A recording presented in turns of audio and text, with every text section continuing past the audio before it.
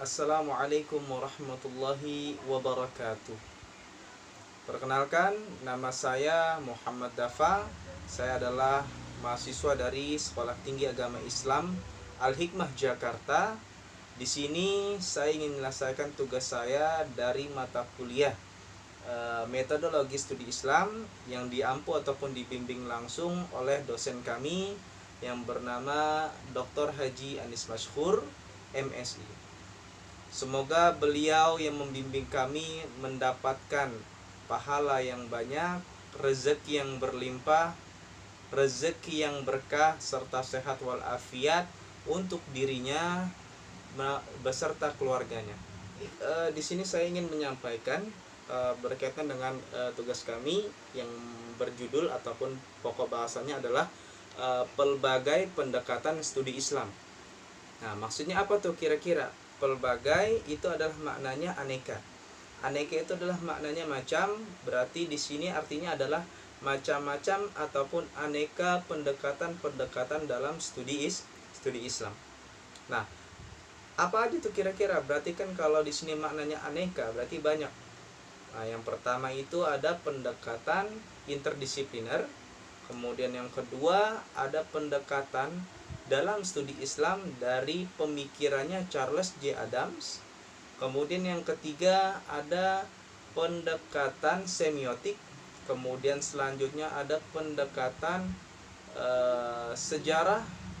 Kemudian yang terakhir adalah pendekatan filsafat. Nah, dari kelima ini satu-satu saya akan jelaskan. Maksud dari yang pertama sampai yang kelima tadi, sampai pendekatan filsafat itu bagaimana? Baik, yang pertama itu adalah pendekatan interdisipliner yang telah dicetuskan ataupun dirintis oleh Muhammad At-Tamudar. Itu memang sudah sejak lama. Rintisan tersebut terlihat pada kebutuhan untuk mengembangkan studi hukum Islam empiris dengan menggunakan beberapa pendekatan. Nah, cakupan wilayah hukum Islam empiris jadi itu ataupun menyebabkan kita bisa membuka peluang yang lebar untuk dikembangkan dengan pendekatan interdisipliner. Dan yang kedua, pendekatan dari Charles Adams terhadap studi Islam. Nah, pendekatan yang ditawarkan oleh Adams jika dilihat ataupun kita lihat dari pandangan kekinian menunjukkan pendapat yaitu beberapa item belum disentuh dari deskripsinya mengenai studi agama, padahal item tersebut sangat dibutuhkan sekarang. Dan Adams tidak juga menyebutkan bagaimana reaksi orang Islam kepada sarjana Eropa Amerika atau partisipasinya. Pembahasan mengenai studi Islam belum mempertimbangkan pengaruh mahasiswa Islam di dalam kelas dan juga tidak mendiskusikan stereotip yang masif tentang hubungan Islam dengan terorisme, kekerasan, pelecehan terhadap perempuan dan sebagainya. Dan dia juga tidak menyebutkan sejarah kekinian, terutama kolonialisme Eropa, modernisasi dan fundamentalisme.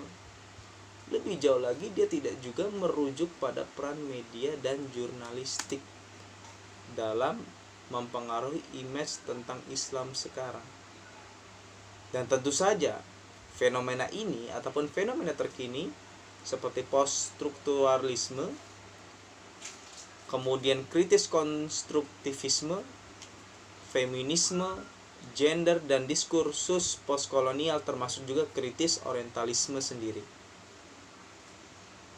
Ini dari pendekatan semiotik ada dua hal yang menggarisbawahi bahwa semiotik filosofis Umberto Eco pertama itu adalah proses semiosis yang menjadi landasan dari cara kerja semiotika. Sehingga tanpa proses semiosis, semiotika tidak akan pernah ada. Semiosis menjadi dasar semiotika karena dapat menuntun para pembaca tanda untuk menemukan sebuah arah kebenaran yang lebih masuk akal ataupun lebih rasional. Kemudian selanjutnya pendekatan filsafat. Nah, pendekatan filsafat itu adalah cara mengkaji Islam itu tidak cukup dengan mempelajari hanya sepotong-sepotong saja. Nah, Islam sebagai kajian ilmiah harus dipelajari dengan pendekatan ataupun metodologi yang tepat secara utuh dan komprehensi. Nah, salah satu pendekatan yang dapat digunakan dalam mengkaji dan memahami Islam itu adalah tadi pendekatan filosofis ataupun filsafat. Nah, memahami Islam dengan sudut pandang kefilsafatan ya dimaksudkan untuk dapat melihat permasalahan yang ada dalam Islam dari sudut tinjauan filsafat dan berusaha untuk menjawab dan memecahkan permasalahan itu dengan menggunakan metode analisis spekulatif. Sehingga pada gilirannya Islam sebagai sebuah agama yang berisi nilai-nilai, kemudian ajaran-ajaran, prinsip-prinsip, norma-norma hidup yang bersifat manusiawi dan universal dapat dipahami dengan baik dan benar. Nah, semangat untuk berpikir dan berfilsafat ternyata juga didukung oleh ajaran Islam itu sendiri. Ya, hal ini tampak bagaimana ragam gaya bahasa Al-Quran untuk menggambarkan aktivitas berpikir seperti akala, kemudian nadhara, tadabbara, tafakkara, dan lain sebagainya. Nah, di samping itu juga filsafat sebagai sebuah pendekatan memiliki karakteristik ataupun ciri yang asasi dan prinsip dan sangat prinsip yang ini bersifat logis ataupun metafisis, epistemologis dan etika. Nah, filsafat dengan berbagai ataupun beragam karakteristik dasarnya yang inherent sendiri berperan mengasah dan mempertajam penalaran kita dan juga membongkar ya kejumudan ataupun kekerasan dalam pola pikir kita yang kita warisi begitu saja, seakan-akan turun dari langit ataupun taken for granted. Pula bagaikan mata kunci yang membuka hijab-hijab ataupun maksudnya tuh tutupan-tutupan formalisme dan irasionalisme untuk menembus dan menangkap substansi persoalan. Nah, terakhir adalah pendekatan sejarah.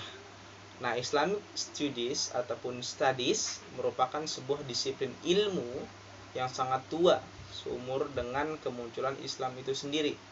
Islam dalam sejarah panjangnya mewujud dalam berbagai type ataupun tipe dan menyediakan lahan yang sangat kaya bagi kegelisahan